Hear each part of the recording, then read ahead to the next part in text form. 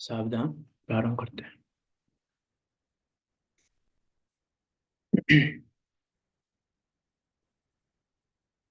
जय श्री ओम नमो सिद्धेभ्य। नमो अरिहंताणं, नमो सिद्धाणं, नमो आयर्याणं, नमो वज्रायाणं, नमो लोये सब्साहुणम्। मंगलम भगवान वीरो, मंगलम गौतमो गणे, मंगलम कुंद कुंदार्यो, जैन धर्मोस्तु मंगलम। सर्व मंगल मांगल्यम, सर्व कल्याण कारकम, प्रधानम सर्व धर्माणाम, जैनम जयतु शासनम, जैनम जयतु शासनम। तज्जयति परम ज्योति, समम समास्तेरिनंत पर्याय, दर्पण तल इव सकला, प्रतिफलति पदार्थ मालिका यत्र, परिमागमस्य जीवम, निषेध जात्यन्त सिंधुर्विधानम, सकल ने बिलसितानां, विरोधि मथिनम नमाम्यने कांतम, विरोधि मथिनम नमाम्यने कांतम। मल्लीनाथ जिन राज परम आदर्श हो, भवि जन को सुखदाय आपका दर्श हो। देव आप सम ब्रह्मचर्य बरते सदा, बंधु तुम्हें जिन्हें से हर्ष उर में महा, बंधु तुम्हें जिन्हें से हर्ष उर में महा। आचार्य अमृतचंद देव द्वारा विरचित यह पुरुषा सिद्धि उपाय नामक ग्रंथ, जो कि 226 श्लोकों में निबद्ध है और 226 श्लोकों के माध्यम से हमको मोक्ष के मार्ग को दिखा रहा है। उस मोक्ष के मार्ग को दिखा रहा है जिसको अनंत सिद्धों ने प्राप्त किया है, कर रहे हैं और करेंगे। उस मोक्ष के मार्ग को बता रहा है। उस मोक्ष के मार्ग को जो आज मल्लीनाथ भगवान ने आज के दिन प्राप्त किया, मोक्ष कल्याण महोत्सव है उनका आज। ऐसे उस मोक्ष के मार्ग को, ऐसे उस मोक्ष की प्राप्ति के उपाय को यहाँ आचार्य अमृतचंद देव हमको बता रहे हैं। पुरुषा सिद्धि का क्या उपाय है, बहुत सुंदर तरीके से इसी ग्रंथ में बता रहे हैं। ऐसे इसी ग्रंथ पर हमारी चर्चा चल रही है। सम्यक दर्शन अधिकार चल रहा है। सम्यक दर्शन की पात्रता चल रही है कि सम्यक दर्शन की क्या पात्रता है। सम्यक दर्शन प्राप्त करने के लिए भाव पात्रता कैसी होनी चाहिए, क्या करना है सम्यक दर्शन के लिए, क्या नहीं करना है, उन सब बातों की चर्चा यहाँ सम्यक दर्शन अधिकार में आचार्य अमृतचंद देव कर रहे हैं।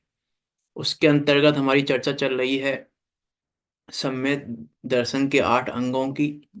ये 8 अंग जो सम्यक दर्शन की पात्रता बता रहे हैं, उन पर हमारी चर्चा चल रही है। उपगुहन अंग पे चर्चा चल रही है हमारी, 5वें नंबर के अंग पे। 4 अंगों की चर्चा हो चुकी है। 4 अंग हुए बिना 5वां अंग नहीं हो सकता, इसीलिए 5वां अंग 5वें नंबर पे है। कल हमने बात की थी कि चारों अंग जब तक नहीं होंगे, अमूल दृष्टि हुए बिना उपगुहन नहीं हो सकता, इसीलिए उपगुहन अंग 5वें नंबर पे है। देखो क्या कह रहे हैं उपगुहन में, 27 नंबर का श्लोक पढ़ते हैं। धर्मो विवर्धिनीया, सदात्मनो मार्दवादि भावनया, परिदोषण गुणमपि, विदेहम उपग्रहण गुणार्थम। क्या कह रहे हैं, क्या दो नाम क्या क्या थे उपगुहन के, आप में से कोई बताएं। दो नाम कौन कौन से थे उपगुहन के?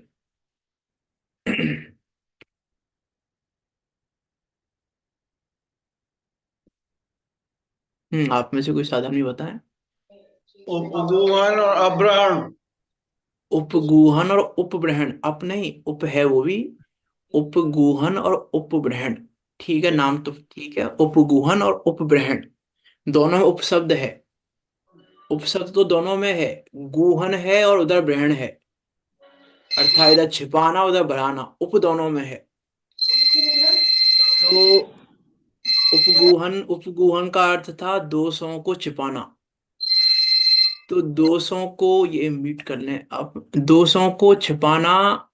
उसके तीन अर्थ बताए थे दोषों को छिपाने के, कि दोषों को क्यों छिपाना और किस तरीके से छिपाना। उस आप में से कोई बताएं, तीन अर्थ क्या क्या बताए थे। फिर हम आगे बढ़ेंगे। कल हमारी चर्चा इतनी हुई थी बस। दोषों को छिपाना किस तरीके से, तीन बातें क्या क्या बताई थी कल।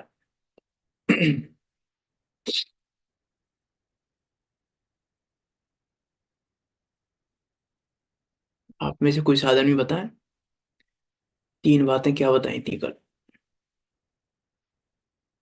देखो बहुत दिन पहले की बात नहीं पूछ रहा हूँ मैं, इसलिए कल की बात ही पूछ रहा हूँ, और जो विषय है उसी का पूछ रहा हूँ।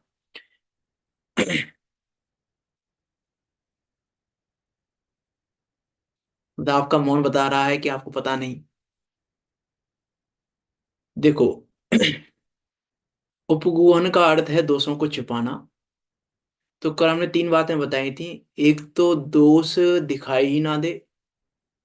ये दोषों को वस्तु शैली यथार्थ परमार्थ तो ये है कि दोष दिखाई नहीं देता, इसका नाम दोषों को छिपाना है।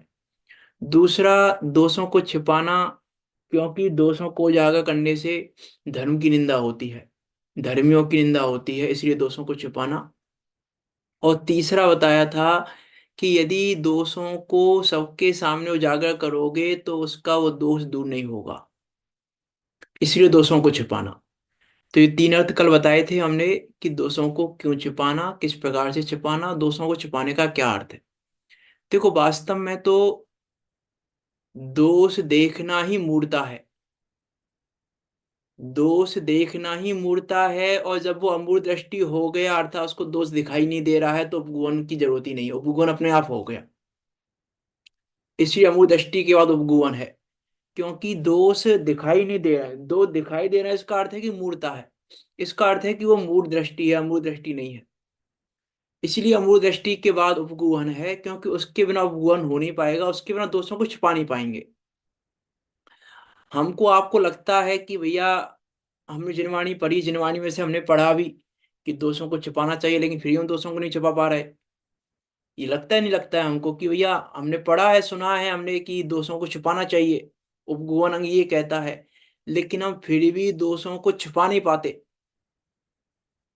ये परेशानी है कि नहीं है?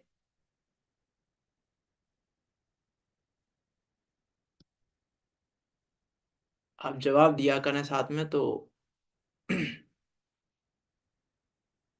ठीक है, ऐसा ही है। है ना, दोस्तों। हमको लगता है कि भाई हम दोषों को छिपा नहीं पा रहे। तो हम्म, हम दोषों को छिपाना चाहते हैं, इसलिए नहीं छिपा पा रहे।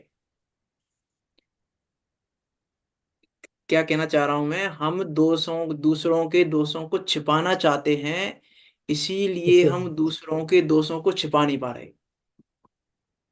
इसका क्या मतलब है, कि दूसरों के दोषों को छिपाना नहीं चाहे, फिर हम दूसरों के दोषों को छिपाना, कि बिल्कुल मत चाहो दूसरों के दोषों को छिपाना। लेकिन दूसरों के दोषों को छिपाना चाहते हो इसलिए नहीं छिपा पा रहे हो, इसका अर्थ है कि आपको दूसरों के दोष दोष नहीं लगनी चाहिए। हम्म, आपको दूसरों के दोष दोष लगते हैं तो कहने में आते हैं, तो उजागर करने में आते हैं। जब हमको लगता है कि दूसरों का दोष है, तो हमको फिर वो कहने में आ जाता है। तो अब हम क्या करें कि हम दूसरों के दोषों को छिपाएं। उपगुहन कैसे करें हम, दूसरों के दोषों को कैसे छिपाएं हम, कि दूसरों को दोषों को छिपाने का एकमात्र उपाय है दूसरों में दोष नहीं देखना। बस, और दूसरा हम्म, कोई उपाय नहीं है, दोषों को किसी और तरीके से हम छिपा नहीं सकते। पर एकमात्र उपाय है दोषों को छिपाने का, कि दोष दिखाई ना दें। और दोष दिखाई कब नहीं देगा? कि दोष दिखाई नहीं देगा जब हम क्रमबद्ध परिणमन का भरोसा होगा हमको कि भैया विश्व की प्रत्येक द्रव्य की प्रत्येक पर्याय अपने समय पर व्यवस्थित रूप से हो रही है। उसको हेर फेर करने में कोई समर्थ नहीं है, बदलने में कोई समर्थ नहीं है, इधर से उधर करने में कोई समर्थ नहीं है। तो जिसका जैसा हो रहा है सुंदर हो रहा है, विश्व की सुंदर व्यवस्था है ये जानने पर दोष दिखाई नहीं देगा, ये जानने पर दोष छिपेगा। जब तक ये नहीं जानेंगे हम, दोष छिपा नहीं पाएंगे हम। तो उपगुहन करने के लिए क्या करें? कि उपगुहन करने के लिए भी क्रमबद्ध परिणमन को जानो। उपगुहन तब होगा जब क्रमबद्ध परिणमन को जानेंगे हम, कि तो उपगुहन कर पाएंगे, नहीं तो नहीं कर पाएंगे उपगुहन। जब तक हमको दोष ही दिखाई देगा तब तक हमको जीव निर्दोष नहीं दिखाई देगा। हमको लगेगा दोष तो है इसका, दोष तो है इसका, तब तक नहीं लगेगा। इसे देखो, कल कहा था ना, आचार्य कुंद कुंद देव ने कहा कि जो सिद्ध भक्ति सहित हैं, इसीलिए कहा सिद्ध भक्ति सहित हैं, अर्थात हमको वो पवित्र स्वभाव दिखाई दे। जब पवित्र स्वभाव दिखाई देगा तो हमको दोष दिखेगा ही नहीं। जब हमको पवित्र स्वभाव दिखाई देगा तो सदा काल सिद्ध भक्ति रहे, अर्थात सदा काल वो पवित्र स्वभाव पर दृष्टि रहे। अब सदा काल उस पवित्र स्वभाव पर दृष्टि रहे तो अब कोई चिंता नहीं है हमें। अब हमें कहीं कुछ भी प्रॉब्लम नहीं है, अब हमें कहीं कोई दोष दिखाई नहीं दे रहा। क्यों? कहीं पवित्र स्वभाव दिख रहा है हमको, तो सबका पवित्र पवित्र स्वभाव अपना स्वभाव। न्यायिक भाव। हाँ, ज्ञायक भाव। पवित्र हाँ। स्वभाव का ज्ञायक भाव मीन्स जो सिद्ध स्वभाव है अपना, हाँ ज्ञायक ठीक। स्वभाव है, वो सिद्ध भक्ति का अर्थ है। क्योंकि इसलिए आचार्य कुंद कुंद देव ने कहा जिसके सदा सिद्ध भक्ति होती है वो उपगोपन करता है। वो हाँ। गोपन कर देता है सब धर्मों का, सब धर्मों को छुपा लेता है वो। जब क्यों? जब वो स्वभाव जानता है। मात्र ज्ञायक स्वभाव की बात नहीं है, वस्तु स्वभाव की बात है। और मात्र जीव जीव के स्वभाव की बात नहीं है वहां पर। जो निर्जराधिकार 233 नंबर की गाथा है वहां पर मात्र जीव के स्वभाव की बात नहीं है, पुद्गल के स्वभाव की भी। कि पुद्गल के स्वभाव को नहीं जानोगे तो भी उपगुण नहीं कर पाओगे। मात्र जीव के स्वभाव को जानने की बात नहीं है। यदि हमने पुद्गल का स्वभाव नहीं जाना तो भी उपगुण नहीं कर पाएंगे हम। नव द्वार वही घिनकारी। अब यदि हमको ये स्वरूप नहीं पता कि भैया ये तो स्वरूप ही है, शरीर का स्वभाव है, 9 द्वारों से मल निकलता है, ये तो स्वभाव है। जब ये स्वभाव नहीं जानेंगे हम तो नहीं छुपा पाएंगे। अब हम जानते हैं स्वभाव है तो गोपन कर देते हैं। अब हमें कोई चिंता नहीं रहती उसकी, उस दोष की हमको चिंता नहीं है, क्योंकि हमको पता है कि वो तो स्वभाव ही है। वो तो मल के घड़े में से तो मला मल निकलता ही है। वहां तो सभी वस्तु धर्मों की बात है, छयों के छयों द्रव्यों के स्वभाव की बात है। वो जाने बिना उपभोग नहीं कर सकते हैं। इसलिए शरीर का स्वभाव भी जानना पड़ेगा, कर्म का स्वभाव भी जानना पड़ेगा, जीव का स्वभाव भी जानना पड़ेगा। वो सारा स्वभाव जानना, इसलिए सिद्ध भक्ति सहित है। गोपन करे सब धर्म का, सब धर्मों का गोपन कर देता है, वो उपगुवन हो जाता है स्वयं। फिर करना नहीं पड़ता। जब सदाकाल ये रहता है कि मैं तो कैसा हूं कि सिद्धों जैसा हूं, जो निगोद में सो ही मुझ में सो ही मोक्ष मजार, अंतर भेद कछु कछु भी नाई भेद गिने व्यवहार। कि अंतर भेद कुछ भी नहीं है, व्यवहार भेद गिन रहा है लेकिन अंतर भेद कुछ भी नहीं है। तो जब ये दृष्टि में रहेगा कि मेरा स्वभाव भी तो सिद्ध जैसा ही है, तो फिर परेशानी नहीं होगी, तो कोई टेंशन नहीं होगी। इसीलिए ये मत सोच कि क्या है सिद्ध भक्ति का। जैसे वो आता है ना कि कोई एमबीबीएस की पढ़ाई कर रहा हो तो उसको सब क्या कहते हैं? कि डॉक्टर डॉक्टर डॉक्टर साहब, डॉक्टर साहब, डॉक्टर साहब। तो वो ऐसा नहीं सोचता कि मैं तो विद्यार्थी हूं अभी, कि मैं तो विद्यार्थी हूं अभी। कि नहीं, वो भी हाँ डॉक्टर से ठीक है, क्योंकि डॉक्टर बनने वाला हूं मैं, क्योंकि मैं पढ़ाई कर रहा हूँ, डॉक्टर बनने वाला हूँ, इसलिए डॉक्टर कह रहे हैं। वो जान रहा है ये बात, अब उसको चिंता नहीं है। अब वो चिंता नहीं कर रहा है। लेकिन अब हमको क्या चिंता हो रही है? कि अभी तो ये है, अभी तो ये है, अभी तो ये है। कि अपने सिद्ध स्वभाव को देखना, अपने ज्ञायक स्वभाव को देख। अपने ज्ञायक स्वभाव को देखने पर दोष दिखाई नहीं देते, मिटते ही हैं। मतलब क्या? अरे कुछ प्रताप क्या? से कह रहे सुन ले जो कह रहे। प्रताप हमारे बगल में ही है ना। अच्छा अच्छा अच्छा। देखो, वास्तव में विचार करके देखें कि हमें क्या दोष दिखाई दे रहा है, अपना भी और पर का भी, दोनों की बातें हैं। देखो, उपगूहन और उपग्रहण है। उपगूहन और उपग्रहण दोनों नाम एक साथ हैं, और दोनों नामों का मीनिंग भी एक साथ है। कि उपगूहन क्या कह रहा है कि अपने दोषों को छुपाओ मत, लेकिन देखो भी मत। अपने स्वभाव की वृद्धि करो। स्वभाव की वृद्धि स्वभाव को देखने पर होती है। जो शुद्ध जाने आत्म को वह शुद्धता को प्राप्त हो, जो अशुद्ध जाने आत्म को वह अशुद्धता अशुद्धता को को प्राप्त। प्राप्त है। कि सही अब बात। अभी ये हम क्या देख रहे हैं? हम शुद्धता देख रहे हैं कि अशुद्धता देख रहे हैं? तो उपगूहन और उपग्रहण का क्या अर्थ है? कि जो दोष हैं उन दोषों को छुपाओ तो मत। अपने दोष, अपने दोषों की बात कह रहा हूं मैं अभी। अपने दोष, कल कहा था ना मैंने, अपने दोषों को छुपाओ मत। अपने गुणों को छुपाओ, ये उपगूहन। और अपने दोषों को प्रकट करो, ये उपग्रहण। तो अपने दोषों को प्रकट करो, दूसरे, अब दूसरा अर्थ बोल रहा हूं। अपने दोषों को प्रकट करो, ये उपग्रहण। और अपने को निर्दोष देखो, ये उपगूहन। अपने दोषों को प्रकट करो, लेकिन अपने को दोषी मत देखो। कि मीन्स, मीन्स क्या है कि जैसे मान लो क्रोध आया हमको, क्रोध आया हमको, तो क्रोध आया, ये मत छुपाओ क्रोध आ रहा है मुझे। मेरा दोष है, क्रोध आ रहा, छुपाओ मत उसको। क्रोध आ रहा है, कह दो, कह दो नॉर्मली, भैया मुझे क्रोध आ रहा है। लेकिन उस काल में अपने को ज्ञाया के देखो, क्रोधी मत देखो। ये उपगोहन है। उपग्रहण है कि अपने दोषों को दिखाओ, प्रकट करो, दोषों को मत छिपाओ अपने को। अपने दोषों को छिपाओगे तो फिर दोष नहीं मिट पाएंगे। तो अपने दोषों को प्रकट करो, ये उपग्रहण। और उस काल में अपने को दोषी मत देखो, ये उपगोहन। हमको चिंता क्या होती है? अरे मुझे इतना क्रोध आ गया, मुझे इतना क्रोध आ गया, मुझे ऐसा आ गया, मैं तो ऐसा हूं, मैं तो ऐसा हूं। कि उपगोहन, उपगोहन करने की सामर्थ्य नहीं है आपकी। आप उपगोहन नहीं कर पाओगे फिर, यदि आपको ऐसा लग रहा। अरे आचार्य पद ब्रह्मधारी देव टीका में कहते हैं, नियम सार जी में क्या लिखा उन्होंने वहां पे कि मेरे आत्म स्वभाव में तो विभावों का सदा काल अभाव है। मेरे आत्म स्वभाव में, वहां क्या लिखा वहां पे तो, कि किस बात की चिंता करें हम, किस बात की चिंता है हमें। वहां पे आती है वो एक, कौन सा, जीव अधिकार की गाथा में श्लोक है, 34 नंबर का। उसमें लिखा उन्होंने, हम में कोई विभावना, हमें न चिंता कोई, शुद्धातम में मगन हम, अन्य उपाय न होई। कि मेरे स्वभाव में विभाव भावों का सदा अभाव होने से मुझे चिंता नहीं है उनकी। मैं तो शुद्धात्म में मग्न हूं। वो शुद्धात्मा जो कभी बंधा नहीं है, सर्व कर्मों से रहित है, शुद्ध आत्मा का निरंतर अनुभव कर रहा हूं, मुझे चिंता नहीं है विभावों की। चिंता नहीं विभावों की, नसेंगे वे स्वयं।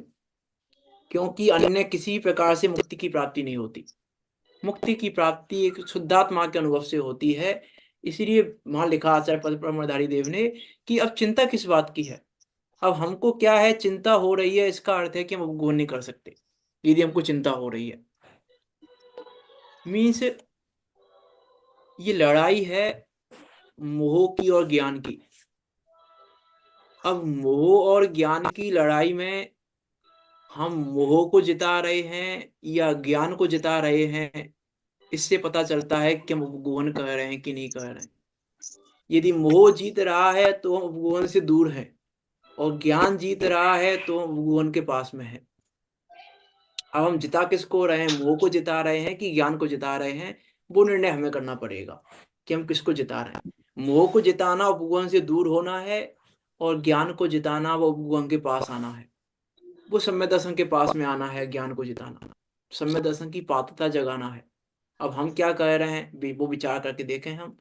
कि हमको मोह अच्छा लग रहा है कि ज्ञान अच्छा लग रहा है। कि बात की थी ना मैंने नाटक की, कि मोह किस किस प्रकार से अटकाता है जीव को। जिस जिस प्रकार से वो अटकाता है, उन उन प्रकारों में यदि हम अटक रहे हैं, तो समझना कि हम उपगुहन से दूर हैं। हम उपगुहन नहीं कर पा रहे, उपग्रहण नहीं कर पा रहे, अपने स्वभाव की वृद्धि नहीं कर पा रहे हैं, और दोषों को छिपा नहीं पा रहे हैं, अर्थात दोषों को मिटा नहीं पा रहे हैं। दोषों को छिपाना अर्थात दोषों को मिटाना, चौथा अर्थ बता रहा हूं दोषों को छिपाने का। दोषों को छिपाना अर्थात दोषों को मिटाना।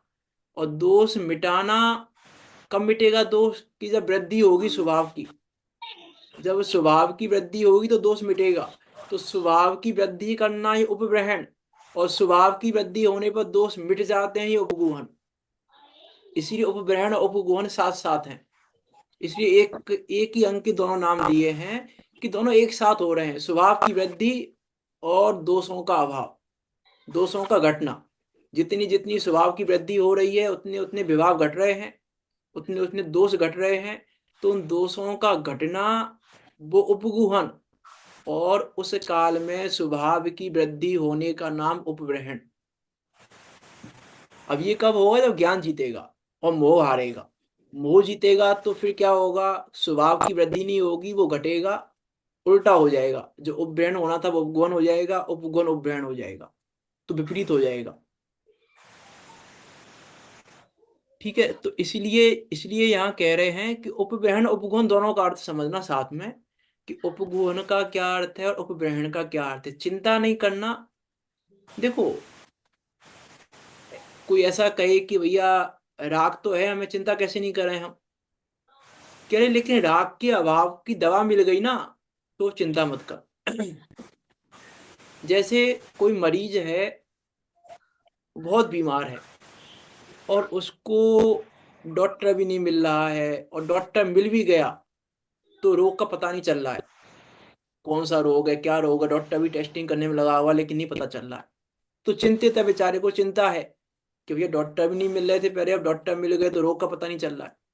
लेकिन डॉक्टर भी मिल गया और रोग का भी पता चल गया कि ये रोग है, और डॉक्टर ने कह दिया भैया ये दवा है इसकी, इस दवा का सेवन करने से रोग ठीक हो जाएगा। तो चिंता मिटी कि नहीं मिटी रोग की? रोग नहीं मिटा है अभी।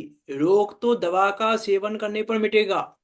रोग तो है अभी, लेकिन रोग के काल में रोग की चिंता मिट गई। ऐसे ही विवाह भावों के काल में विवाह भावों की चिंता नहीं है हमको। इसका अर्थ है स्वभाव की वृद्धि और विवाह का घटना। अब हमें चिंता नहीं है, क्योंकि चिंता कर करके हम विवाह भावों की वृद्धि कर रहे हैं, और स्वभाव की वृद्धि नहीं हो रही है, उपग्रहण नहीं हो रहा है, उपगुण भी नहीं हो रहा है, विभावों की चिंता कर करके। इसलिए अब नसेंगे। कहा था ना एक बार, लाइन याद होगी आपको, विभाव कभी टिकता नहीं और स्वभाव कभी मिटता नहीं। इसका निर्णय करने पर उपगुहन होगा। इसका निर्णय नहीं है जब तक उपगुहन नहीं कर पाएंगे। देखो क्योंकि राग है, हे है, लेकिन चिंता नहीं है हमें। ये समझना, चिंता नहीं है ऐसा मतलब, इसका मतलब ये नहीं है कि हम तो अब राग तो हम तो गायक हैं, हमें कोई चिंता नहीं है। इसका ये अर्थ नहीं है हम तो गायक हैं, हमें कोई चिंता नहीं है। कि चिंता नहीं है का क्या अर्थ है, पहले वो भी समझ लेना। कि चिंता नहीं है का क्या अर्थ है?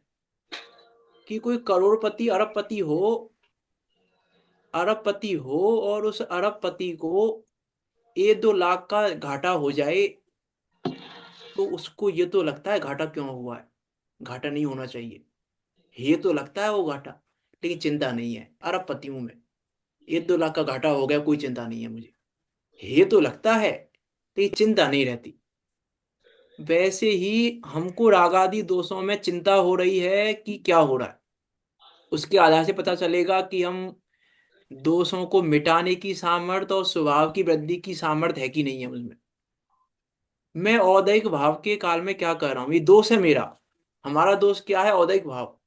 औदैहिक भाव मेरा दोष है, और तो कोई दोष है ही नहीं। 5 भावों में से एक औदैहिक नाम का ही दोष है, औदैहिक भाव का ही 5 भावों में। तो वो औदैहिक दोष जो है, अब यदि मैं अपने को औदेक रूप देख रहा हूं तो परेशानी होगी, तो मैं भुवन नहीं कर पाऊंगा। और जब मैं अपने को पारिणामिक रूप देखूंगा तो भुवन हो गया। स्वभाव की वृद्धि हो गई, विभाव का घटना हो गया। तो विभाव का घटना ये उपगुहन, और स्वभाव का बढ़ना ही उपग्रहण अपने लिए। और दूसरों के लिए, दूसरों का दोष दिखाई नहीं देना। दूसरों का जब जब दोष दिखाई दे रहा है, इसलिए मैंने कहा दोषों को मिटाने के लिए क्या करना है, दोष दिखाई नहीं देना। ये देखो बहुत सुंदर बात आई है समय जी की टीका में। उसमें टीका में आचार्य अमृतचंद देव ने वहां लिखा समय जी में कि जीव की शक्ति की दुर्बलता से होने वाला बंध नहीं किंतु निर्जराई है। और उसको भी भावार्थ में खोला कि जब तक अंतराय का उदय है तब तक निर्बलता है, तथापि उसके अभिप्राय में निर्बलता नहीं है। अब तुम अंतराय के उदय को देखकर दोषी मत ठहराओ किसी को, क्योंकि उसके अभिप्राय में निर्बलता नहीं है। अंतराय का उदय क्या करे बेचारा, अंतराय का उदय है वो बेचारा क्या करे, अंतराय का उदय है उसको। कि जैसे मान लो कोई करोड़पति है, कोई करोड़पति है, वो कहीं पर बोली लग रही है, कहीं पर पंच कल्याणक में शिविर में कहीं पर बोली लग रही है और करोड़पति है। और बोली कितने की थी, 1 लाख की, मान लो 1100 रुपए की, और घटी और कम कर लो 11,000 की। 11,000 की बोली है और करोड़पति है, और उसने वो बोली नहीं ली। तो हमको क्या लगता है, हमको क्या लगता है कि अरे देखो करोड़पति है, वैसे तो करोड़पति बनता है, 11,000 की बोली तक नहीं बोल पाया। क्या क्या मतलब का करोड़पति बना है ऐसा, लगता नहीं, लगता है हमको ऐसा, लगता है ना। लेकिन हम ये विचार नहीं करते कि भैया उसके दानंतरा का उदय है, चाह कर नहीं ले सकता बोली वो। उसके दान अंतराय का विचार करके दोष मत देखो उसका। ये कहना चाह रहा है यहाँ अंतराय कर्म की बात कह के। बहुत सुंदर शब्द है वो, टीका में भी है और भावार्थ में भी है समय सार में। अंतराय कर्म, कि भैया उसके दान अंतराय का उदय है, इसीलिए वो चाह कर भी बुरी नहीं ले सकता। तो तुमने उसके दान अंतराय को तो देखा नहीं, उसकी दान अंतराय की निर्बलता को नहीं देखा। मजबूरी है उसकी, कमजोरी है उसकी अभी। उसका दान अंतराय की निर्बलता है, उस अंतराय के उदय में वो कमजोर है, दान देने में नहीं दे सकता वो दान। अब हमने उसकी वो कमजोरी नहीं जानी और हमने क्या कहा, देखो भैया वैसे धर्मात्मा बना फिरता है, वैसे करोड़पति बनता है, वैसे 11,000 रुपये नहीं निकले धर्म के नाम पर। अब हमने उसमें दोष देख लिया, छिपा नहीं पाएंगे हम दोषों को, क्योंकि हमने दोष देख लिया। मैंने इसलिए कहा कि दोष नहीं देखना ही दोष छिपाने का एकमात्र उपाय है, और दूसरा कोई उपाय नहीं है। हम यदि चाहें दोष छिपा लें तो नहीं छिपा पाएंगे हम दोषों को, जब तक दोषों को देखना बंद नहीं करेंगे। अंतराय कर्म के उदय की बात तो हम बहुत जगह विचार कर सकते हैं, यहीं पर नहीं है कि भैया उसका उपगूहन करो। जैसे मान लो मेरा प्रोग्राम है, कोई मेरा शिविर लग रहा है, पंचकर्मा करा रहा हूं मैं, मान लो कुछ भी हो रहा है, और किसी ने नहीं दिया दान, तो मुझे बेकार लगता है कि भैया देखो इसने दान नहीं दिया। तो वहां दो चीजों का विचार करना, उसके दान अंतरा का विचार करना और अपने लाभ अंतरा का विचार करना। कि तुम भी कमजोर हो लेने में, तुम्हारी सामर्थ्य नहीं है लेने की अभी, तुम उसे अपने लाभ अंतराय के उदय में कमजोर हो लेने के लिए, निर्बल हो, तुम नहीं ले सकते हो, तुम्हें लेने की सामर्थ्य नहीं है अभी 11,000 रुपये, तुम्हें लेने की सामर्थ्य नहीं है और उसमें देने की सामर्थ्य नहीं है। इसीलिए दोष मत देखो उसका। ये एग्जाम्पल दिया था ना ये 2 दिन पहले, निर्विक चिकित्सा अंग में दिया था शायद, या निर्विक चिकित्सा में दिया था, कि ट्रेन में तीर्थ यात्रा पर साधर्मी जा रहे हैं और वहां हमने नमक मांगा। याद आ गया एग्जाम्पल कि नहीं आया? आ गया। हाँ, आ कि गया। नमक, कि हाँ हमने नमक मांगा, उसने नमक नहीं दिया। तो अब हम सब जगह कहते फिरेंगे ये देखो कैसा धर्मात्मा है, ये नमक तक नहीं दिया। कि भैया उसके दान अंतराय का उदय है और तेरे लाभ अंतराय का उदय है। अंतराय कर्म के उदय की निर्बलता जानकर दोष मत देखना, ये कह रहे हैं आचार्य मच्छन देव समय साजी की टीका में। कि अंतराय कर्म का उदय जानना अंतराय कर्म के उदय में निर्बलता है, उसकी कमजोर है वो नमक देने में, और तुम नमक लेने में कमजोर हो। उसकी नमक देने की सामर्थ्य नहीं है अभी, और तुम्हारी नमक लेने की सामर्थ्य नहीं है अभी। तो उसके दान अंतराय का विचार करना और अपने लाभ अंतराय का विचार करना, तो दोष नहीं दिखेगा। दोषों को छिपाने का उपाय नहीं, मैं दोषों को छिपाने की बात नहीं कह रहा हूं। दोष नहीं देखोगे तभी छिपा पाओगे। इसलिए दोष कैसे नहीं देखना, बात इसकी हो रही है। दो छिपाने के तीन पॉइंट थे, आप मुझे उसके बताएंगे दोबारा एक बार। दोषों को छिपाने के तीन पॉइंट कौन कौन से हैं?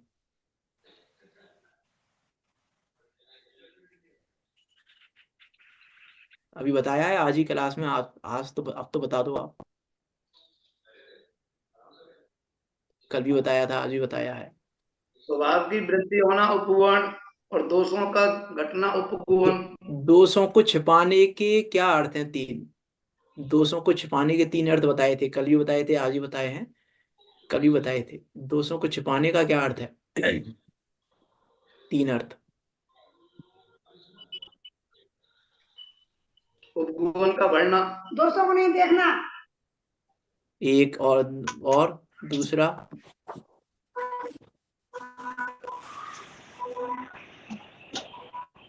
दोस्तों को बाकी। छुपाना, अपने दोस्तों को और दूसरों के दोस्तों को छुपाना। ये तो अर्थ क्यों क्यों छिपाना? पूरा बताइए, दोषों छिपाने का क्या अर्थ है? तीन अर्थ। यही है कि अगर हम दोस्तों को याद करेंगे तो जैन धर्म के लोगों की प्रसन्नता कम हो जाएगी। ठीक है, दो अर्थ हो गए, एक और अर्थ बताओ। तीसरा अर्थ।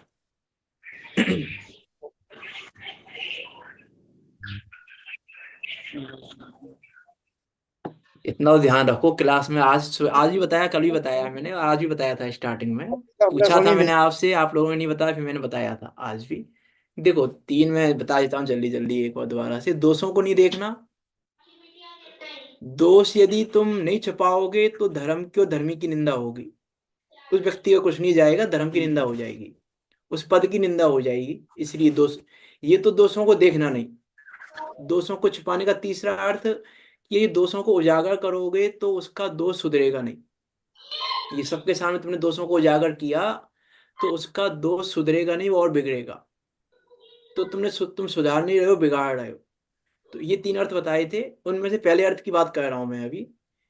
उसमें इन तीन अर्थ में से पहले अर्थ की बात कर दोस्तों रहा को हूं अभी, कि पकड़ दोषों को कैसे नहीं देखना। के दोस्त निकल जाएंगे। हाँ।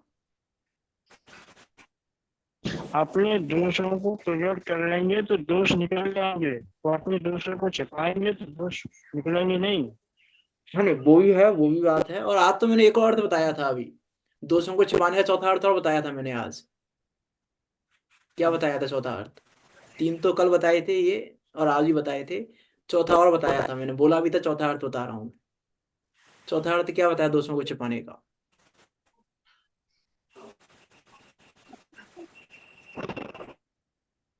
चलो कोई बात नहीं है। चौथा अर्थ बताया था मैंने, दोषों को मिटाना। चौथा अर्थ बताया था दोषों को घटाना, और घटा घटा के मिटाना। दोषों को घटाना उपगूहन, और स्वभाव को बढ़ाना उपग्रहण। तो अभी मैं बात कर रहा हूँ पहले पॉइंट पे, दोषों को कैसे नहीं देखना। तो उसमें एक पॉइंट है, अंतराय कर्म के उदय में निर्बलता के बस परिणमन हो रहा है उस जीव का। तो उस अंतराय कर्म के उदय का विचार करना, तो दोष दिखाई नहीं देगा। नहीं, कहीं पर भी, ये तो मैंने एक दो उदाहरण दिए आपको, नमक का उदाहरण दिया, ये पैसे का उदाहरण दिया, कहीं पर भी कि मैं मैं किसी को समझा रहा हूँ, मान लो मैं आपको समझा रहा हूँ अभी। ठीक है, मैं आपको समझा रहा हूँ, और मैं एक ही बात को मैंने 5 बार समझाया आपको, मान लो, और आप नहीं समझ रहे हो। ठीक है, अब मैं क्या कहूँ सबसे? अरे पता नहीं कैसी है इसकी बुद्धि, समझता ही नहीं है, ये नहीं करता है, वो नहीं करता है। कैसे इसका नहीं। अर्थ है कि मैं उपगुण की पात्रता नहीं है मुझमें, कि भैया उसके काम का उदय है, ज्ञान उसके का उदय। अंतराय का उदय है। उस चल। वो नहीं समझ पा रहा है अंतराय के उदय के कारण। उसका अंतराय का उदय है तो नहीं समझ पाएगा वो। अभी उसकी समझ कमजोर है, वो निर्बल है वो अभी। अंतराय के उदय के चल के वो निर्बल है, वो अभी नहीं समझ पा रहा है। वो समझने इसका तो अभी बैठा है। नहीं, समझने बैठा है, लेकिन अंतराय का उदय है ना, तो क्या करे। अंतराय का उदय है, उसमें उसकी कमजोरी है, कमजोर है वो बेचारा, अभी नहीं समझ पा रहा है। कमजोरी है उसकी कि नहीं समझ पा रहा है, तो नहीं समझ रहा है ये देखकर तुम उसके दोष मत देखो कि नहीं समझ रहा, नहीं समझ रहा, नहीं समझ रहा। इसीलिए इसीलिए कहा जाता है कि ग्रंथों को बहुत बार पढ़ो। क्योंकि हो सकता है आज आप पढ़ रहे हो जिस गाथा को, आज आपके अंतराय का उदय हो, आज आप उस गाथा को नहीं समझ पाओ अच्छे से, कल दोबारा उस गाथा को पढ़ोगे तो हो सकता है कल आपके अंतराय का उदय ना रहे उस समय और आप समझ जाओ। इसलिए बारंबार बारंबार पढ़ने की प्रेरणा दी जाती है। क्योंकि हो सकता है आप आज पढ़ रहे हो और आज अंतराय का उदय है, और आज आप नहीं समझ पा रहे हो, लेकिन हो सकता है कल अंतराय का उदय नहीं रहे, कल आप पढ़ लो, कल आप समझ लो। इसलिए बार बार पढ़ने की प्रेरणा भी दी जाती है, क्योंकि वो अंतराय के उदय में निर्बल है, कमजोर है बेचारा। उसके अभिप्राय में निर्बलता नहीं है, उसके अभिप्राय में निर्बलता नहीं है। देखो, वो जैसे अभी करोड़पति का उदाहरण दिया ना, तो वो दान देना तो चाहता है, अभिप्राय में तो दान देना चाहता है वो, लेकिन प्रवृत्ति में हमको दान देता वो नहीं दिखेगा। बात इसकी हो रही है, श्रद्धा की बात नहीं हो रही। हम प्रवृत्ति के हिसाब से निर्णय करते हैं, अंतराय के उदय की बात प्रवृत्ति में हो रही है। क्योंकि कर्म के उदय, तीव्र कर्म के उदय के बस सम्य दृष्टि जी भी प्रवर्तन करता है। हो सकता है सम्य, हो सकता है चक्रवर्ती है और 1100 रुपये का दान ना दे, कहीं धर्म की जरूरत पड़ जाए और चक्रवर्ती है, और किसी की बात छोड़ दो, करोड़पति अरबपति की बात तो दूर की हो गई, चक्रवर्ती है और हो सकता है कहीं 1100 रुपये का दान की जरूरत हो तो भी ना दे। तो हमको क्या लगेगा, अरे ये कैसा धर्मात्मा, ये कैसा सम्य दृष्टि, ये काय का सम्य दृष्टि, चक्रवर्ती होकर 6 खंड की संपदा का मालिक होकर 1100 रुपये नहीं दे रहा है। तो तो हमको ये लगेगा कि, लेकिन उसके अभिप्राय में नहीं है, अभिप्राय में तो 1100 क्या, वो 11 लाख 11 करोड़ देना चाहता है, लेकिन 1100 भी नहीं दे पा रहा है। ये उसके अंतराय का उदय, और तीव्र अंतराय का उदय, दान अंतराय का उदय उसका ऐसा है कि नहीं दे पा रहा है वो अभी। तो उसको दोषी मत देखना, बात इसकी हो रही है कि उसको उस काल में भी दोषी मत देखना तुम। कि अभिप्राय तुम जानते नहीं हो, अभिप्राय तुम्हें पता नहीं हो देना चाहता है कि नहीं देना चाहता है। ठीक है, जैसे मैं कहा ना एग्जाम्पल दिया करोड़पति करोड़पति का, तो हमें अभिप्राय तो पता नहीं देना चाहता ही नहीं देना चाहता है वो देना चाहता हो, और अंतराय के बस नहीं दे पा रहा हो, तो हमको लगता है कि बहुत बहुत बार, देखो बहुत प्रैक्टिकल है, ये साइंटिफिक चीज है। बहुत बार हमको लगता है कहीं बुरी लग रही होती, दान ले लेना चाहिए, ले लेना चाहिए, ले लेना चाहिए। हम ये सोचते रहते हैं लेकिन बोल नहीं पाते। नहीं होता है ऐसा बहुत बार, हम बहुत बार ऐसा नहीं होता, सोचते रहते हैं अरे यार लो पूरी ले लेते हैं, पूरी ले लेते हैं, ले लेते हैं, ले लेते हैं, ले लेते हैं, ले लेते हैं, ये सोचते रहते हैं, तब तक बुरी निकल ही जाती है वो। क्योंकि अंतराय का उदय है। अंतराय कर्म के उदय में समझ में नहीं आती है। हाँ। अंतराय कर्म के उदय में समझ में नहीं आती है। हाँ, लाभ अंतराय का उदय, लाभ नहीं होना है आपको अभी उस चीज का। लाभ क्या? अंतराय का उदय है आपको, लाभ अंतराय है आपका, तो आपको लाभ नहीं होना है अभी, उस चीज का लाभ नहीं होना है, इसलिए आपको समझ में नहीं आ रहा है। लाभ अंतराय का उदय, लाभ अंतराय का उदय, अंतराय देखो मात्र हमको क्या लगता है, अंतराय कर्म हमको सिर्फ, हम पुद्गल पॉइंट ऑफ व्यू से देखते हैं कि भोजन नहीं मिला तो अंतराय हो गया, पैसा नहीं मिल रहा तो लाभ अंतराय हो गया। कि ये तो पुद्गल विपाकी है, जीव विपाकी अंतराय का क्या होगा, क्या होगा उसका, कि अरे हम ही विचार नहीं करते। जब औपसम्य समय दर्शन हुआ किसी जीव को, हाँ। है ना, आप जो पूछना चाह रहे हो उसके हिसाब से आंसर दे रहा हूं मैं आपको, आप, मैं समझ गया आप क्या पूछना चाह रहे थे। जैसे हमको औपसम्य समय दर्शन हुआ और छूट गया, क्यों छूट गया वो पता है आपको, क्यों छूटता है औपसम्य समय दर्शन। उसका एक कारण है अंतराय, कि आपके वीर्य अंतराय की कमी थी, आप धारण धारण करके नहीं रख पाए उसको समय दर्शन को। वीर्य अंतराय भी एक कारण है उसमें छूटने का, कि हम क्या में भी ज्ञान इतनी शक्ति नहीं है, इतनी शक्ति नहीं है कि हम सम्यत को धारण करके रख सके, हमारा वीर्य इतना नहीं है अभी, हमारे वीर्य अंतराय का उदय है अभी। ज्ञान अंतराय का? वीर्य अंतराय का उदय है कि हम सम्यत को धारण नहीं कर पाए, धारण करने की नहीं, शक्ति, जो धारण करने की शक्ति है वीर्य से। जो समझ में धा, नहीं आ रहा उसमें तो ज्ञान अंतराय के कर्म का हो। ज्ञान अंतराय क्रम का उदय है। अरे मैं कह रहा हूँ लाभ अंतराय है वहां पे, उसको लाभ अंतराय में लेंगे हम कि समझ नहीं पा रहे हैं। हाँ। ज्ञान अंतराय नाम का ज्ञान अंतराय में ज्ञान अंतराय नहीं है ना, लाभ अंतराय है कि लाभ नहीं होना आपको अभी। मैं आपको जो समझा रहा हूँ आपको उसका लाभ नहीं होना है क्योंकि आपके लाभ आप अंतराय का उदय है। अच्छा लाभ चलिए। अंतराय के उदय में नहीं समझ पाओगे। तो हम नहीं समझ पा रहा है सामने वाला तो उसको दोषी नहीं देखें हम कि ये ऐसा है, समझता नहीं है, ये नहीं करता है, ये नहीं करता है, कि अपने समय पे समझेगा। जब इसके अंतराय का उदय नहीं हुआ तब समझेगा, जब इसके तत्समय की योग्यता आएगी तब समझेगा। लेकिन हम उसको दोषी नहीं देखें। अंतराय कर्म के उदय बस निर्बलता है उसकी अभी, लेकिन अभिप्राय में निर्बलता नहीं है, इसलिए उसका उपगुहन करें। इसीलिए आचार्य मर्चन देव ने लिखा कि भैया उसकी जीव की अभी अंतराय कर्म के कारण दुर्बलता है, उसकी वो शक्ति प्रकट नहीं होनी है, उसकी समझने रूप शक्ति प्रकट नहीं होनी है अभी। उसकी जो समझने की शक्ति है वो भी कम है, कमजोर है वो अभी, समझने में कमजोर है इसलिए नहीं समझ पा रहा है, ऐसा जानकर उसको दोषी मत देखना। इसीलिए जो जहां जैसे जिस प्रकार से धर्म में लगा हो उसकी प्रशंसा करना, निंदा मत करना। जो जितना जो जैसे धर्म कर रहा हो, कोई पूजन करके धर्म कर रहा हो तो भी दोष मत लगाना।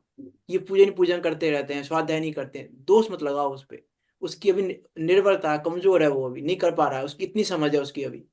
उसकी समझ नहीं है स्वाध्याय करने की, उसकी समझ इतनी ही है कि वो पूजन से धर्म मान रहा है, उसकी समझ ही इतनी है। लेकिन निंदा मत करो उसकी, दोषी मत ठहराओ उसको।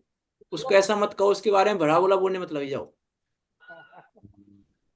हम उसके बारे में भला बुरा बोलने लग गए कि नहीं, ये हम भला बुरा बोलने लग गए, इसका अर्थ है कि समय दर्शन के पात्र नहीं है हम, उपगुण के पात्र नहीं है अभी हम, उपगुण अंग प्रकट नहीं हो पाएगा हमारे में उसके नहीं, उस नहीं समझ पा रहा है वो अभी। तो क्या करें, नहीं समझ पा रहा है, नहीं समझ पा रहा है वो, कि उसकी अभी समझने की क्षमता नहीं है, समझने की शक्ति नहीं है। समझने की शक्ति ना होने के कारण वो नहीं समझ पा रहा है, इसलिए वो इसी में धर्म मांग के बैठा है। तो उसमें दोष मत लगाओ, जो जैसे जितना जहां जैसे कर रहा हो, कि अरे ऐसे कैसे प्रशंसा कर रहे हैं हम उसकी, वो तो राग भाव में धर्म मान के बैठा है, कि वो तो पूजा में धर्म मान के बैठा है। मैंने एक दिन कहा था कि वो पूजा में धर्म मान के बैठा है और हम जिनवाणी पढ़ने में धर्म मान के बैठे हैं। अंतर क्या है, अंतर क्या है दोनों में, बोलो। किसके बल पर दोषी देख रहे हैं हम उसको। वो पूजा करने में धर्म मान के बैठा है, हम जिनवाणी पढ़ने में धर्म मान के बैठे हैं। तो अंतर कहाँ है, वो भी शुभ भाव में धर्म मान रहा है, हम भी शुभ भाव में धर्म मान रहे हैं। अंतर कहाँ रहा फिर। तो हम किसके बल पर दोषी देखें, किसके बल पे देखें दोषी हम, कि उसकी जितनी समझ है उतनी समझ है, उससे ज्यादा नहीं कर पाएगा वो। देखो, और यदि मैं कहूँ ना बात, मैं आपसे पूछूं, मुनिराजों को शहर में रहने का निषेध क्यों है, चलो बताओ आप। मैं अंतरा से घटित करके बताऊंगा आपको। मुनिराजों के शहर में रहने का निषेध क्यों है, उसका एक कारण अंतराय का उदय भी है। उसका एक कारण अंतराय का उदय भी है, मुनिराजों के शहर में रहने का निषेध क्यों है। क्यों, क्योंकि देखो मैं आपसे बहुत सिंपल तरीके से पूछूं, शहर में चलो छोड़ो, जंगल में, जंगल में हम गए, वहाँ मुनिराज हैं, और मुनिराज बिल्कुल ऐसे बैठे हैं, बिल्कुल ऐसे दीवार के सहारे लेके, और बिल्कुल ऐसे बैठे हैं मान लो। तो आपको क्या लगेगा, क्या कहोगे आप, बताओ क्या कहोगे आप। यार ये कैसे मुनिराज, ऐसे कौन बैठते हैं, ऐसे कोई बैठते हैं क्या ऐसे। और मान लो ऐसे लेट रहे हों, कुछ कर रहे हों, और ऐसे हाथों को पीछे करके और ऐसे सहारा लेके बैठ गए हों, सहारा लेके बैठे हों, कुछ भी किसी तरह की प्रवृत्ति हो रही हो उनकी, तो क्या लगेगा आपको, आप मानोगे मुनिराजों को कि नहीं मानोगे, बताओ। क्यों, क्यों देखो क्यों, क्योंकि हमारे माइंड में एक इमेज सेट है, ये हाथ पैर रखे की मुद्रा होनी चाहिए, या खड़ासन मुद्रा होनी चाहिए, या पद्मासन मुद्रा होनी चाहिए, बस। दो मुद्राएं सेट है हमारे माइंड में मुनिराज की, तीसरी मुद्रा नहीं है हमारे माइंड में। लेकिन उनके भी तो अंतराय का उदय है, उनके उनके वीर अंतराय का उदय है, उनकी उनके शरीर की सामर्थ्य नहीं है, वो सहारा लेके बैठ गए तो बैठ गए, उसमें क्या परेशानी है। अंतराय का उदय, कमजोरी है उनके, अभिप्राय नहीं है। अभिप्राय में निर्बलता नहीं है, लेकिन अंतराय कर्म के उदय की बस निर्बलता है। शरीर में निर्बलता है थोड़ी, तो बैठ गए, क्या परेशानी है? कि अब शहर के बीच में रहेंगे तो फिर निंदा होगी। शहर के बीच में रहेंगे कि देखो भैया ऐसे बैठते हैं। बात तो बहुत सारी बातें हैं, कोई एक बात नहीं है। किसी भी प्रकार से वहाँ कुशील सील सील पे दोष लग सकता है। कहीं कैसे बैठे हों, शहर में रह रहे हों, कहीं भी ऐसे ही लेट जाएं, कुछ भी कर दें, और फिर वो सील का दोष आ जाए मास, तो फिर वो, इसलिए शहर में रहने का निषेध है। अंतराय भी उसका एक कारण है। हम बस अंतराय को बस भोजन पैसे और यहाँ तक सीमित रखते हैं। हम दान में पैसे को ले लिया, भोजन को ले लिया, और ये ले लिया और ये ले लिया, बस। बात अंतराय का इतना सा अर्थ नहीं है। इसलिए महाचार्य अमृतचंद देव ने वहां इसलिए लिखा, अंतराय कर्म के उदय में निर्बलता है, लेकिन अभिप्राय में निर्बलता नहीं है, ये जानकर दोष मत लगाना। ये जानकर दोष मत देखना उसका, कि अंतराय कर्म के उदय की बस निर्बलता है उसकी, उसको उसमें वो करने में समर्थ नहीं है। अंतराय कर्म के उदय की बस निर्बलता है तो है, उसमें कोई परेशानी नहीं है अंतराय कर्म के बस उदय के बस निर्बलता होने में। विचार करके देखें हम मान लो किसी साधर्मी के पास गए, किसी साधर्मी के घर पे गए हम, और वो साधर्मी लेटा हुआ था, और हम गए तो उठा नहीं वो, हम गए तो भी लेटा रहा, तो आप क्या कहोगे? विचार करके देखें, वो भगवान को प्रैक्टिकली लगा के देखें, हम कहाँ कहाँ भगवान से दूर होते हैं। तो हम क्या कहेंगे, अरे ये कैसा साधर्मी, हम घर पे गए तो उठा भी नहीं। कि भैया उसकी हो सकता है शक्ति, शरीर कमजोर हो, शरीर में कोई रोग हो, निर्बलता हो, कुछ हो, नहीं उठ पा रहा हो, कुछ भी हो सकता है ना रीजन, आपको क्या पता? आपको रीजन नहीं पता कि अरे हम गए देखो और वो उठा भी नहीं, है ना? हमको क्या लग रहा है कि भैया हम गए देखो उठा भी नहीं। ऐसा ऐसा कैसा साधर्मी, इतना निर्लज्ज साधर्मी, उठता भी नहीं है। कि भैया तुम्हें नहीं पता उसका अंतराय का उदय कैसा है? तुम्हें नहीं पता अभी उसके अंतराय का उदय, उसका अंतराय ऐसा है, उसके वीर्य अंतराय कमजोर है, उसका वीर्य अंतराय का उदय है अभी, उसमें शक्ति नहीं है उठने की। तो चाह कर भी नहीं उठ सकता, वो चाह रहा होगा उठने की, चाह रहा होगा उठने की, तो भी नहीं उठ सकता। इसलिए तुम अपने हिसाब से मत सोचो। परेशानी क्या होती है? सबसे ज्यादा परेशानी क्या है आज? जितनी परेशानियां हैं, साधर्मी साधर्मी के बीच में द्वेष है, जहां जहां भी परिवार जनों में द्वेष है, जहां जहां जो जो द्वेष है, उसका एक कारण है बुद्धि अपनी लगाना।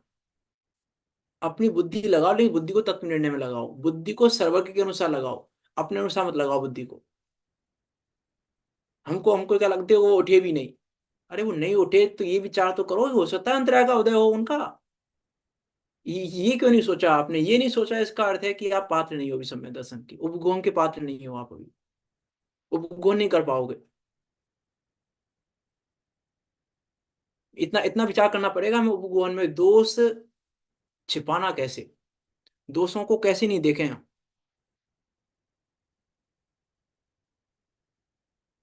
हम विचार करके देखें, हम दोषों को किस प्रकार से नहीं देखें कि भैया कहीं भी कुछ भी हो सकता है, किसकी कौन से अंतराय का उदय में नहीं पता। वो नहीं उठा, लेटा रहा तो लेटा रहा, उसके लेटने में दोष मत देखो कि हमारे आने पर भी नहीं उठा। दोष मत देखो, उसके अंतराय का उदय है। नहीं, वो चाह रहा है उठने के लिए, नहीं उठ पा रहा है। हमको लग रहा है देखो कितना निर्लज्ज है, हमारे आने पर भी नहीं उठा, हमारे आने पर भी लेटा रहा, कितना बेशरम है ये साधर्मी। हम आए तो हम इसके घर पे आए तो भी नहीं उठाइए। कि भैया ये देखोगे तो गुण नहीं कर पाओगे, दोस्त को नहीं छिपा पाओगे। फिर आप दो लोगों से कहोगे कि देखो कैसा साधर्मी है ये, वैसे इतना धर्मात्मा है, हम गए तो उठा भी नहीं, लेट आई रहा। और मैं एक कदम और आगे बढ़ के कहूँ, उसकी अभी इतनी निर्बलता है कि नहीं बोल पा रहा है उसने जय जय भी नहीं बोला आपसे। तो आपका भी उदय चल रहा है साथ में, उसका ही उदय नहीं चल रहा है, आपका भी उदय चल रहा है, आपका भी अंतराय है ऐसा कि आप, वो नहीं उठेगा, आपके सम्मान में नहीं उठेगा वो अभी, आपको नहीं बोलेगा जय जय। आपको लाभ अंतराय नहीं है ऐसा कि सामने वाला आपको सम्मान दे, आपको सामने वाले के सम्मान का लाभ नहीं मिलना है, आपके लाभ अंतराय का उदय चल रहा है आपका भी। ये दोनों के अंतराय के उदय का विचार करें तो दोष नहीं दिखेगा हमें जगत में। उसने जय जय भी नहीं बोला, उसने उठा भी नहीं, जय जय भी नहीं बोला, कुछ भी नहीं कहा उसने। अब बताओ क्या लगेगा हमको? उस लेवल पे जाके विचार करके देखो कि हमको क्या लगेगा वहां पर। हमको क्या क्या क्या प्रतीत हो रहा है वहां पे, हमको तुरंत लग जाएगा भैया ये ऐसा है, ये ऐसा है, इतना निर्लज्ज है, ये इतना बेशरम है, ये ऐसा है, कि नहीं भैया इतना नहीं। इसलिए मैंने कहा ये 8 अंग वास्तव में श्रावक के जीवन जीने की कला है, कि श्रावक श्रावक जीवन कैसे जिया जाए, किस प्रकार से जो कलह है, द्वेष है, वो किस प्रकार से दूर हो सकता है। इसलिए देखो, उपगुण नहीं होगा ना तो स्थिति कारण वात्सल्य नहीं हो पाएगा। वात्सल्य से दूर क्यों हो रहे हैं हम, कि उपगुण नहीं कर पा रहे। ये वात्सल्य की बात तो आएगी आगे। इसलिए वात्सल्य नहीं हो पा रहा है हमें, क्योंकि उपगुण नहीं कर पा रहे हैं। इसलिए मैं उपगुण की बात कर रहा हूँ कि कहाँ कहाँ विचार तो करके देखें हम, कि कहाँ कहाँ किस किस प्रकार से बात हो सकती है। अरे अंतराय कोई इतना सा नहीं है जितना अंतराय हम सोच के बैठे हैं। मैं फिर कह रहा हूँ ये वाली बात, जितना अंतराय हम सोच के बैठे हैं, दान लाभ भोग उपभोग और वीर है में मात, उतना नहीं है। हम जितना अंतराय सोच के बैठे हैं वो पूरा बाहर का सोच के बैठे हैं, अंदर का तो सोच ही नहीं रहे। जबकि अंतराय घातिया कर्म है, वो मेरे में घात कर रहा है कि नहीं कर रहा है कुछ, कि बस बाहर वो भोजन नहीं मिलेगा तो हमको भोग अंतराय का उदय है, भोजन नहीं मिला तो, पैसा नहीं मिला तो लाभ अंतराय का उदय है, हम वस्तु को भोग नहीं पा रहे बार बार तो भोग अंतराय का उदय है। इतना सा नहीं है अंतराय का उदय, हमें अंतराय के उदय का विचार करना पड़ेगा कि अंतराय है क्या वास्तव में, किसका नाम है अंतराय, किसको कहें हम अंतराय, और किस प्रकार से कहें अंतराय। ये डिस्चार्ज होने वाला है, क्लास खत्म हो सकती है कभी भी। वो चार्जर लाना, चार्ज करना भूल गया उसको। चलो अभी जितना भी है कि अरे जैसे मान लो भोगंतराय है ना, तो भोगंतराय में हमको लगता है बस बाहर का हम कुछ भोग नहीं कर पा रहे, हम आत्मा को नहीं जान पा रहे, आत्मा का भोग नहीं कर पा रहे, आत्मा में उपयोग नहीं जा रहा है हमारा, ये भी भोगंतराय का होता है। वो भी एक कारण है। वही एक कारण है, ये नहीं कह रहा हूं, वही एक कारण है। अनेक एक कार्य में अनेक कारण होते हैं, एक कारण वो भी है। अब मैं अंत में अंतराय की बात बता रहा हूँ, तो कि अंतराय किस किस प्रकार से हो सकता है, और अंतराय कहाँ कहाँ पे हो सकता है, विचार करके देखें। मैं बाहर बाहर की तरफ से बात करूं जो आपको पता है, उस तरफ से भी बात करूं, यदि मैं, कि मेरे सामने भोजन की थाली आई, तो मेरी भोजन की थाली में जो आया है, जितना आया है, जैसा आया है, वो मेरे लाभ अंतराय के अनुसार आया है, और सामने वाले के दान अंतराय के अनुसार आया है। इतना विचार करने पर अब दोषी देख के देखो आप भोजन देने वाले को, कि भोजन देने वाले के दान अंतरा का उदय इससे ज्यादा नहीं दे सकता वो आपको। जो दिया है उसने, जितना दिया है और जैसा दिया है, उतना ही उसका दान अंतराय का क्षयवसम इतना ही था, कि वो आपको इतना दे पाया, इससे ज्यादा नहीं दे सकता वो आपको। और आपके भी लाभ अंतराय का क्षयवसम इतना ही है, कि आपको ऐसा ही मिलना था, इतना ही मिलना था, और यही मिलना था, इससे ज्यादा नहीं मिलना था। उसकी भी कमजोरी है कि वो नहीं दे सकता इससे ज्यादा, और आपकी भी कमजोरी है कि आप नहीं ले सकते इससे ज्यादा। आपकी थाली में उतना ही आ रहा है डेली, जब जहां जितना जैसे खा रहे हो आप, मैं बाहर की तरफ से बात कर रहा हूं, जितना जैसा जहां जैसे खा रहे हो, वो आपके लाभ अंतराय के क्षयवसम के अनुसार मिल रहा है आपको, उसके बिना नहीं मिल पाएगा। उसके बिना आप एक ग्रास नहीं खा सकते। यदि आपके लाभ अंतराय का उदय बहुत ज्यादा हो, क्षयवसम ना हो, ना के बराबर हो, तो एक ग्रास नहीं खा सकते आप एक्स्ट्रा, लाभ अंतराय से ज्यादा। और वो व्यक्ति सामने वाला एक गिलास एक्स्ट्रा नहीं दे सकता। बहुत बार नहीं होता ऐसा, प्रैक्टिकली है ये, हम दोस्त देखते हैं। बहुत बार घर पे कोई मिठाई बनी मान लो, ठीक है, घर पे कोई मिठाई बनी, और हमने सोचा कि भैया वो, मान लो किसी का एक आसन है, और हम एक एस्टीम लेवल की बात कर रहे हैं, एक आसन है, तो भैया अभी सब्जी हमने मिठाई बनाई है, तो उनको भी खाना देंगे, जब एक टाइम खाना खाएंगे वो आज, तो खाना देंगे जब उनको मिठाई दे देंगे। और याद थी, थाली देने वाले थे तब तक भी याद थी कि भैया अभी थाली दे रहे हैं, थाली में मिठाई रखनी है, और भूल गए। खाना हो गया, उठ गए, उसके बाद याद आया हमें कि अरे मिठाई तो रह ही गई, मिठाई तो रह ही गई। अब हमने दूसरे की थाली में देखी मिठाई, हमने तो खाना खा लिया, एक आसन था हमारा, दूसरी थाली में मिठाई देखी हमने। तो अब हमको क्या लग रहा है, अरे देखो मिठाई भी नहीं दे सकते ये हमको, ये भी नहीं कर सकते ये, हमको ऐसा समझते हैं, हमको ऐसा समझते हैं कि भैया तेरे लाभ अंतराय का उदय था, तुझे मिठाई नहीं मिलनी थी आज। और उसके दान अंतराय का उदय था, उसको, वो तुमको आज मिठाई नहीं दे सकता था। अभिप्राय में नहीं था उसके में, अभिप्राय में तो देना चाह रहा था वो। अभिप्राय में इसलिए यहाँ लिखा ना, अभिप्राय में निर्भरता नहीं है। तो अब यहां से लगाए हम कि उस वो देना तो चाह रहा था, लेकिन क्या करे, वो कमजोर था देने में और आप कमजोर थे लेने में। उसकी देने की सामर्थ्य नहीं थी और आपकी लेने की सामर्थ्य नहीं थी, इसीलिए आपकी थाली में मिठाई नहीं आ पाई। अब हम दोषी देख लेंगे तो गो नहीं कर पाएंगे हम। अब वहां पर इतना विचार करोगे तो दोषी नहीं देख पाओगे, जब इतना विचार करोगे। और इतना विचार नहीं करोगे तो फिर दोषी देखोगे, फिर तो लगेगा आपको कि भैया ऐसा हो गया, ऐसा हो गया, उसने ऐसा कर दिया, हमारे साथ ऐसा कर दिया। कि नहीं, अंतराय का विचार करो। इसलिए उपगुण में लिखा, अंतराय कर्म का नाम बाकी अंगों में नहीं दिया है। आचार्य अमृतचंद देव ने निर्जय अधिकार में हर अंग की गाथा है एक, किसी और अंग की गाथा में अंतराय कर्म का नाम नहीं दिया, इसमें दिया है। क्योंकि यहाँ हमको बताना है कि भैया दोष कैसे नहीं देखें, दोषों को छिपाएं कैसे। दोषों को छिपाने का एकमात्र उपाय है दोषों को नहीं देखना, और उसमें अंतराय कर्म के उदय का विचार करना मुख्य रूप से।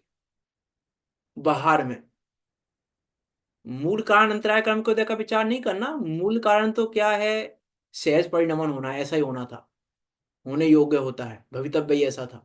मूल कारण तो भवितव्य है, लेकिन मूल कारण का विचार करो और साथ में ये भी विचार करो फिर दूसरा, निश्चय से तो भवितव्य कारण है और व्यवहार से अंतराय कारण है, उसका तो कोई दोष ही नहीं है सामने वाले का। सामने वाले का तो कोई दोष ही नहीं है कहीं पर भी। विचार करना, कल चर्चा करेंगे हम इसकी, समय हो गया है अभी तो, कि अंतराय कर्म से क्या लेना और किस प्रकार से लेना। अंतराय कर्म आखिर आचार्य अमरचंद देव ने क्यों लिखा। नहीं तो समझने वाली बातें हैं, कुछ चीजें ऐसी लगती हैं हमको, जैसे कल मैंने कहा था ना सिद्ध भक्ति, आचार्य कुंद कुंद देव कह रहे हैं कि जो सिद्ध भक्ति करता है